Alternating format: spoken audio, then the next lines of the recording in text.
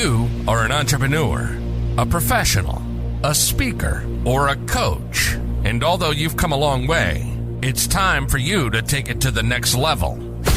We've got you. This is the Author to Authority podcast.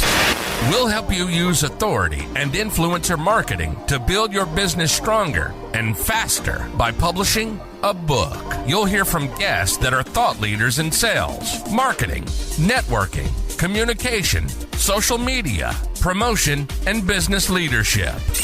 Let's do it. This is the Author to Authority podcast. And now your host, the extraordinary word ninja, Kim Thompson Pinder.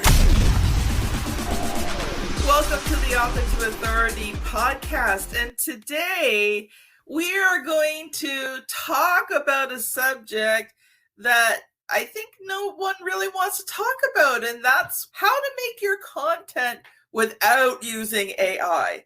Because I think when you are looking to be that authority in your niche, to be that expert, AI is not really your friend. So I've been looking forward to this conversation today with Andrea Dell. Now, Andrea is on the podcast today. She's a copywriter to mission-driven women. She's a master practitioner of NLP. She loves supporting women entrepreneurs in sharing their message and growing their audience. Welcome to the show, Andrea. Thank you so much, Kim. It's an honor to be here. Thank you. So, the title is How to Make Your Content Stand Out in, the sea of AI. So, I guess probably the most obvious question is, should people who are looking to promote their business be using AI to create their content? That's a great question, Kim. And my personal opinion is that it depends. AI can be, the best use that I've found for it is idea generation. It can get you out of blank page syndrome and just get the juices flowing. Beyond that is where, in my opinion, it starts to fail us. And that's because it is so generic. It sounds exactly what it is. A machine trying to sound like a human. It might as well be an alien life form trying to sound like a human. And it's just weird. Read AI content. I can pick it out when people who don't know what good content should look like just use AI verbatim. And for me, it's pretty cringy. So should you use it? It really depends on what you're using it for. It can have a place, but relying solely on it is not something that I support. Not if you want to stand out, for sure. Yeah, I agree with you because there's times I've created content. Now, this was really before the big AI phase, but, there's times I'd be creating content and, even as a writer, sometimes you get writer's block. So I would Google things just to get ideas because, like you said, it gets the brain going. It gets the brain started. I Google a blog post on something and it's just like, oh, okay, yeah, but then I wrote it in my own voice. I added my own ideas. And you're right.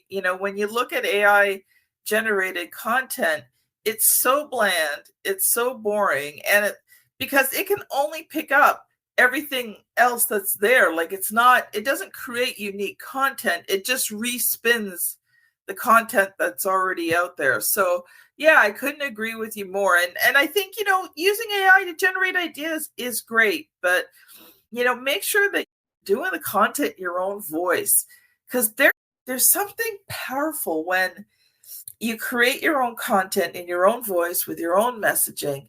It resonates, not with everyone, but it resonates with a certain group of people. And I think that's where you end up building your authority. Exactly. And that's one of the things that AI sucks at is sounding human and sounding like a specific human. I mean, it can try, but it sounds like a parrot. A parrot can repeat what you say, but that doesn't make it you. AI is just repeating what's already out there, like you said. And that's not going to help you stand out if you sound like everybody else in that internet voice that it uses. So let's dig a little bit deeper here. So, You've brought with us 3 simple ways to make your content stand out. So let's talk about the first one. All right. So the first one is to tell your stories.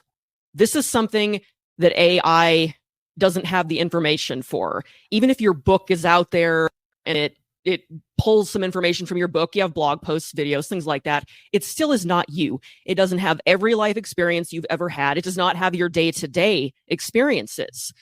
Telling your own stories and then relating them to why your readers should care. When you do that, pretty much anything can be unique, interesting content that is also relevant to the people you're trying to reach. The key is just to tie it together. I call it building a bridge. You can tie anything to anything, and it opens up this sea of content possibilities. It makes you relatable to tell your own stories. It makes you human, which we've already established AI sucks at.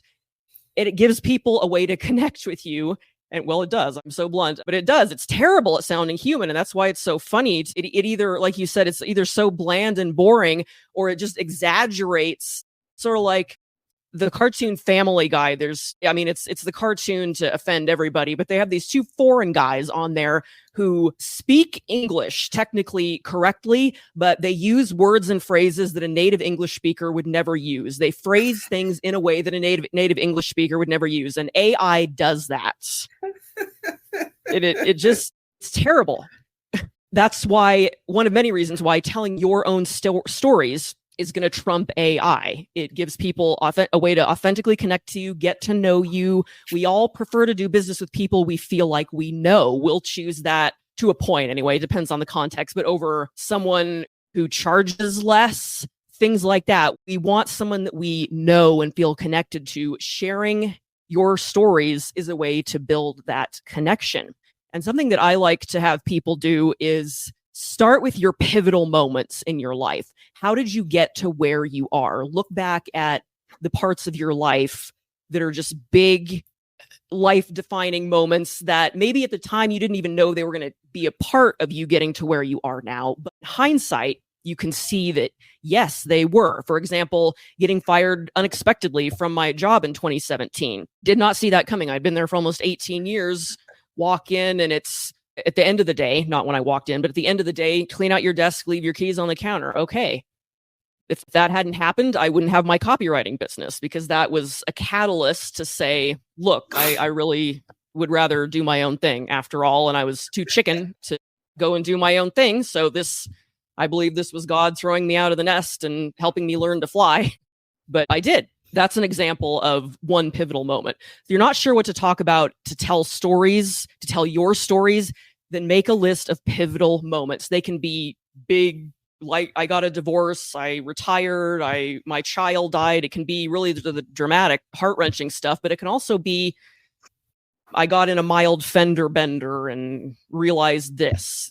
So take a look at those, and I think you're going to see that there's quite a lot of pivotal moments that you could pull from to tell your story and stand out. I couldn't agree with you more, Andrea. And when you talk about your pivotal moments, sometimes it's the smallest thing. One of the biggest pivotal moments for me in my journey, audience, you've heard me talk about, how my story, the power of words, how I went from being told at 7 that I shouldn't write because I wasn't a good writer to owning a publishing company, but that pivotal moment back in 2011, when I had to overcome, those words in my head and write that first blog post. Now, blog posts, not that big of a deal. But that was, that small pivotal moment.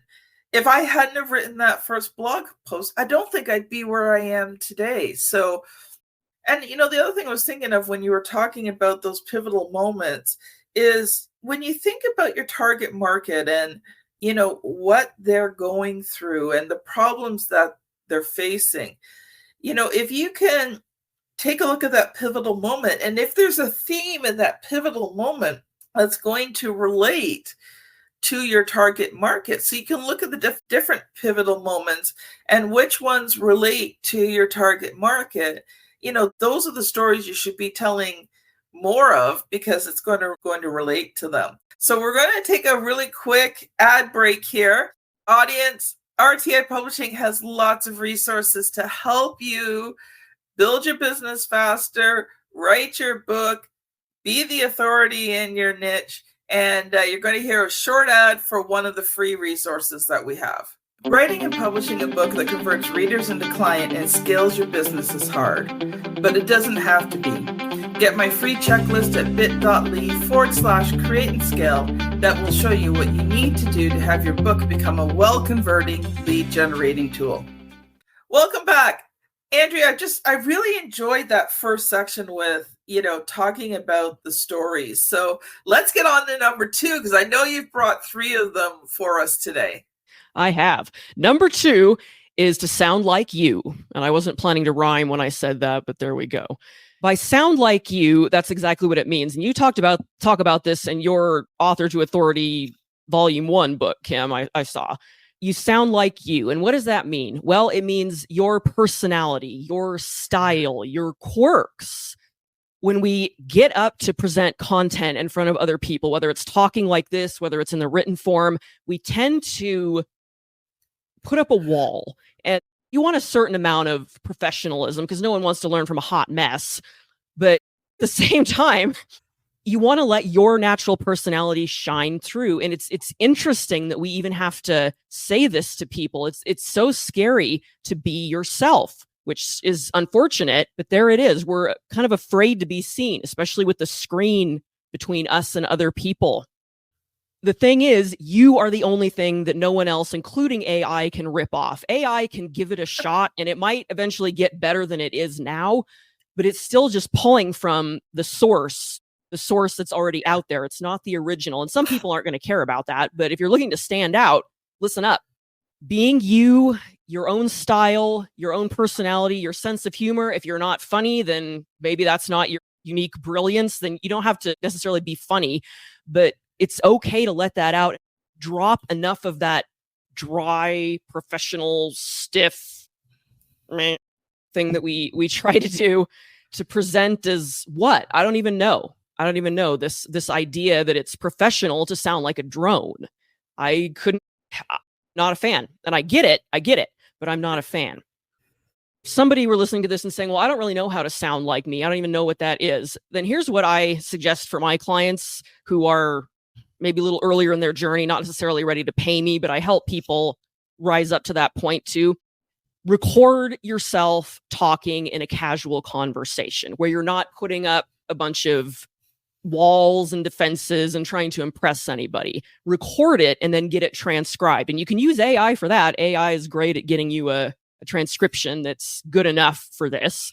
I like otter.ai. Use whatever works for you. You can also get it transcribed by a human and then read it. And if you can stand to listen to it, listening to your own voice, some people find uncomfortable, myself included. What I find most helpful, though, for myself is to see what I'm saying.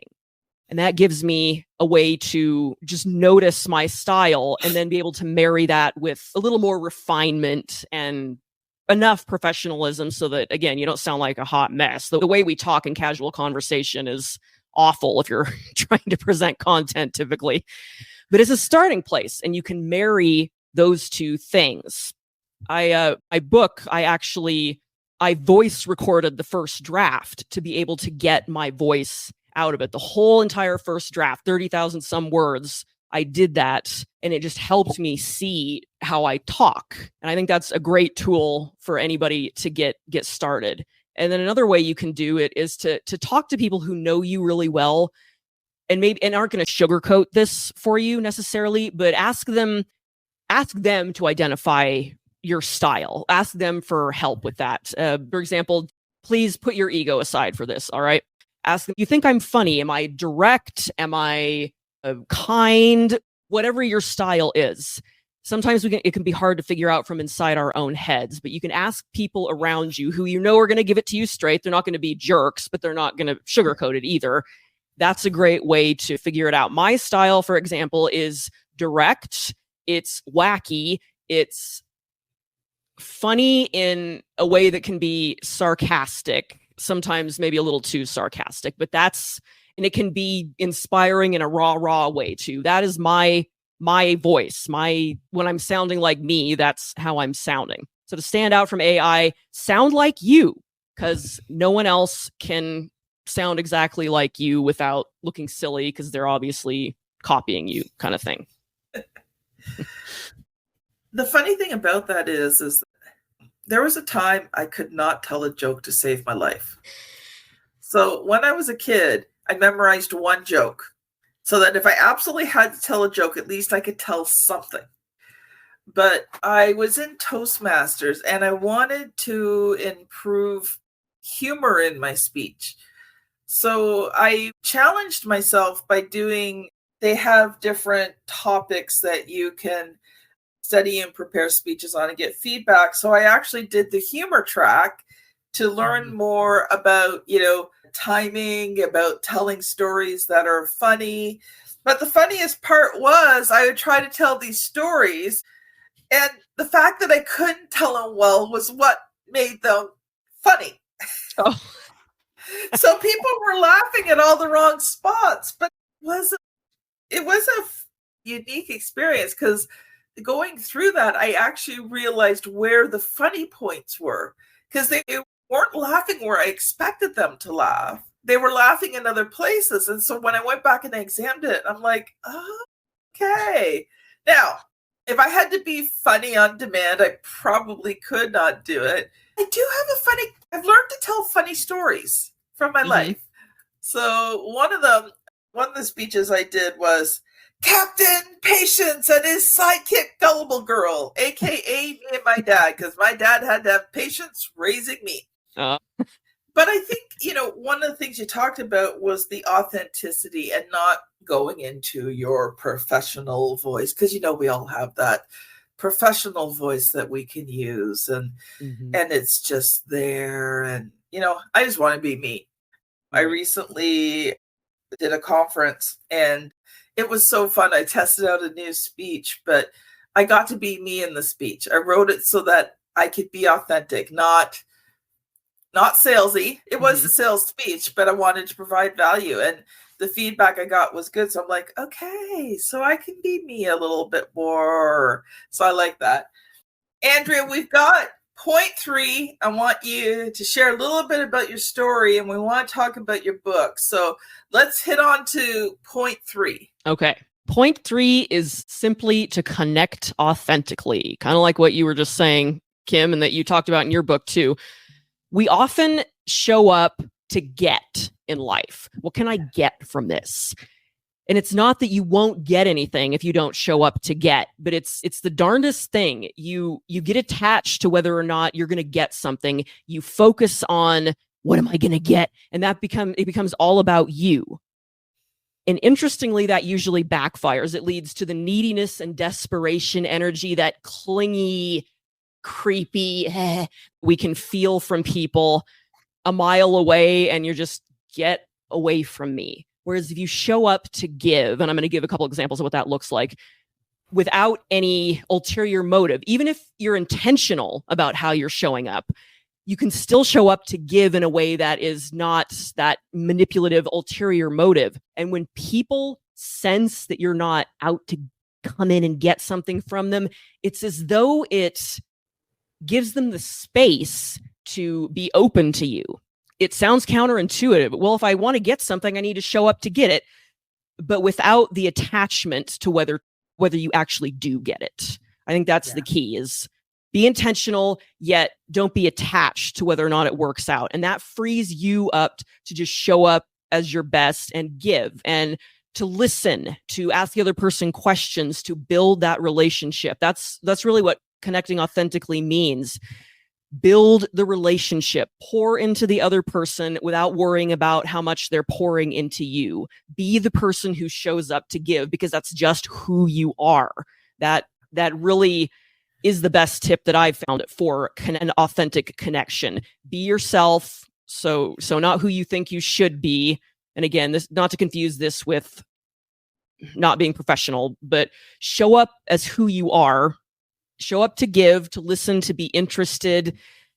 And then, kind of like you say in your book, Kim, you show up in that way. It's very magnetic to other people, because they can feel you're not showing up with that ulterior motive that's pushing and grabbing and just It's such a relief to be around someone who is like that. You can feel it and you're drawn in, and it doesn't even really in a way make sense to you necessarily, but you're drawn in versus needy Gary, the 44-year-old loser here, who that's a reference from Kim's book for those of you who haven't read it, who's having his daughter go and enlist her friend's parents to get coaching from him. I mean, no wonder she didn't want to hang out with him. So connect authentically by showing up as the person who is showing up to give. Yeah. And it is attractive. When you go in it, even in your content, like even if not even just talking to people, but in your content, if your content is always all about you, all about your products, all about your services, that's not attractive. Now, we do talk about telling your story, but there's ways to tell your story that draw the reader in, draw the listener or the watcher in. You're telling your story, but you can tell your story and make it about the other person.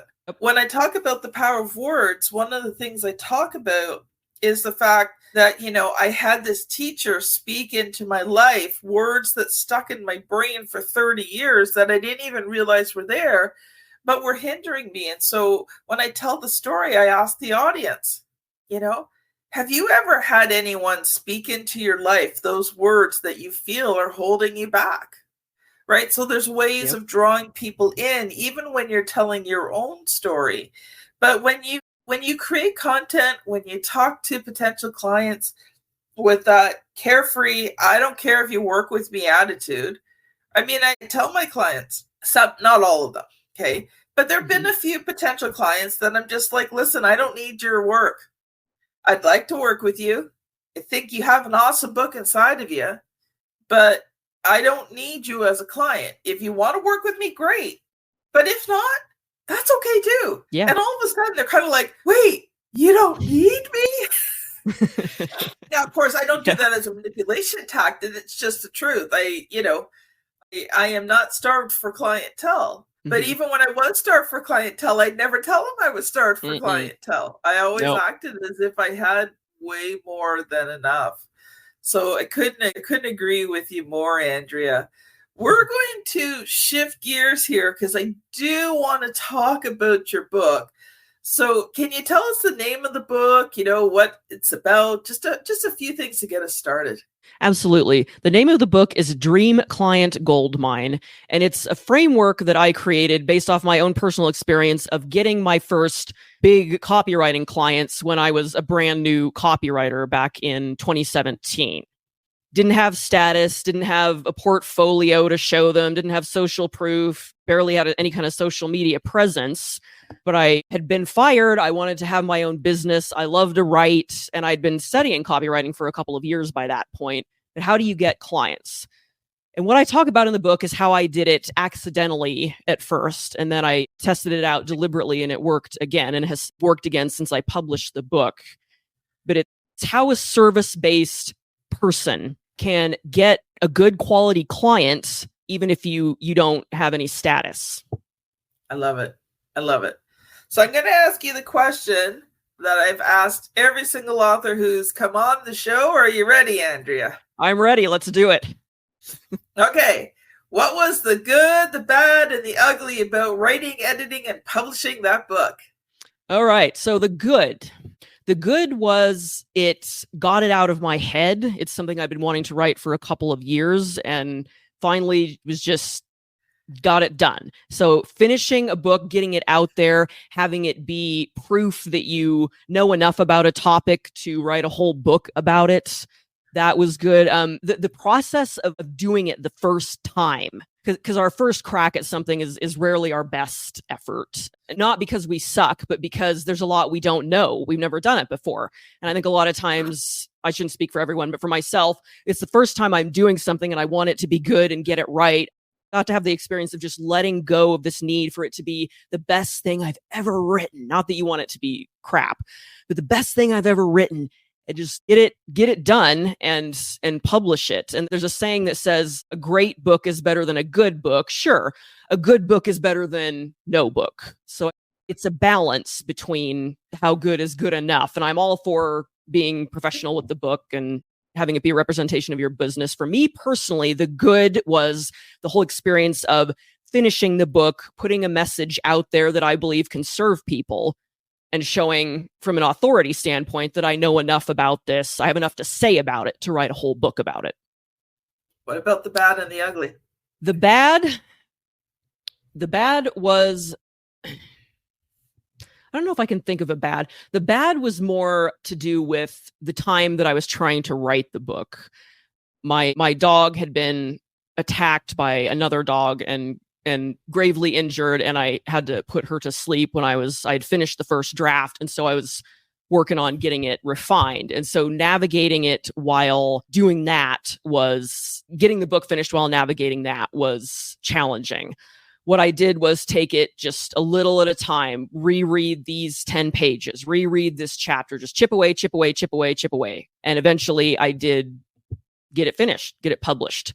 So if there's any bad in it, that was a lot of it.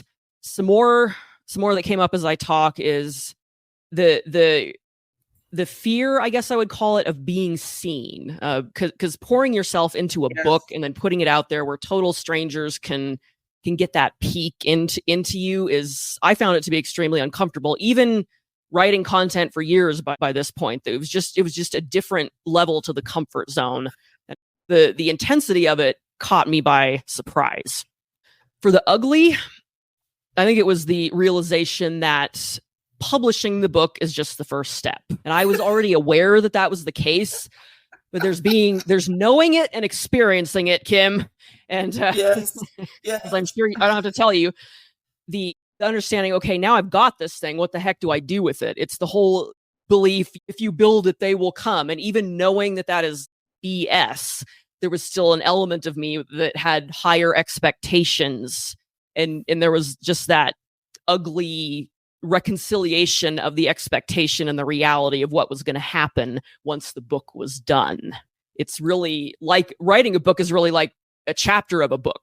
You finish a chapter in the book, promoting it is the next chapter. Yeah. Well, it's like having this baby, you pregnant for the first time and you think everything's going to be amazing and wonderful. And then you have labor, and sometimes labor's good and sometimes it's not. Most times it's not. And then, you're exhausted and you've got this newborn who doesn't sleep. My firstborn had his days and nights 100% completely turned around. So it took us 6 months to get this kid to sleep during the night. It was so exhausting. Oh my gosh. But it's like that with the book. You think, oh, the baby's born. I'm finally done. And then you realize the work's only beginning because you've got to get the book out there. You kind of have to raise this kid now, and it's there and you have to do something with it. And you're like, oh, but I thought I was done. But you're just starting. Yeah. One thing as a publisher that, I talk with my clients is, how are you going to work moving forward? And I always share the story from one of my clients, Larry Levine, Selling from the Heart. He was already promoting his book long before he launched it. He had a good launch, but it was what he did after the launch that actually was the most effective. He spent the first 18 months after his book was launched just getting it out there and into as many hands as possible. And many times that meant just sending out free copies. He didn't worry whether people bought it. He just worked on building his network, making the connections, sending them the book, then doing the follow-up with them. And over time, what was happening, now originally when we wrote the book was for him to get on a certain stage. He had to be an author to get on this certain stage he wanted to be on. And he did that next year, actually make it onto that stage. But what happened was that the connections he was making and then the fact he was sharing his book with them, all of a sudden, about 18 months later, it was like, this slow, just incremental growth. He hit about 18 months of consistency. And that was the key. And all of a sudden, the book took off. It's sort of like his career took off. He went from being national sales trainer to working with international companies. He's been on some very big stages. It's just, but it was that consistency, and he still does it to this day. We published that in first book in 2018. So, nice. He's still going at it all this time later, and he's still getting the book into people's hands. So if I can encourage you, just get it into people's hands. Mm-hmm. That's, don't worry about big marketing plans and funnels and all that kind of stuff. Build your network, connect with them, ask them if they want your book, send them the book, and just keep doing the follow-up. It's not hard. It's time consuming, but it's not hard. Yeah. The consistency, consistent promotion, one little piece at a time, stay in that momentum. It really compounds when you do it. Yeah. Well, Andrea, we're out of time. So what I would love for you to do is share one final thought. And then if people have enjoyed this conversation, how can they connect with you? All right. One final thought. The best policy for your content is to be you. Tie it to why your audience should care. How is it relevant to them? You marry those two things, you're going to stand out from AI. You'd be hard pressed not to stand out from AI. And do it consistently, for the love of God, just like we were talking about. Do it consistently. And if you'd like to learn more about content creation, how to stand out with your content, things like that, the best place to go is to my website, andreadell.com, and sign up for my email list. I've got freebie for you, 7 ways to stop the scroll. It is 7 types of content that human beings enjoy consuming, regardless of the topic, and even regardless of the vehicle, whether it's written, audio, video. 7 types of content that people will enjoy, that human beings enjoy, regardless of age, gender, culture, religion, anything like that. And you can get that at my website, andreadell.com. Thank you so much, Andrea. It has been a joy and a pleasure having you on the show today. Audience, if you've enjoyed this episode, then I highly recommend that you go to episode 451, Branding Yourself as an Expert. And if you are on YouTube, you will see the thumbnail here somewhere that you can click on. If you are listening on the podcast app, you're going to have to scan back about a month or so to find it, but I promise you it's another really great conversation about how do you take yourself to the next level and be seen as the expert you are. Thank you so much for listening today, and we will see you on the very next episode. Bye now. You've been listening to the Author to Authority podcast.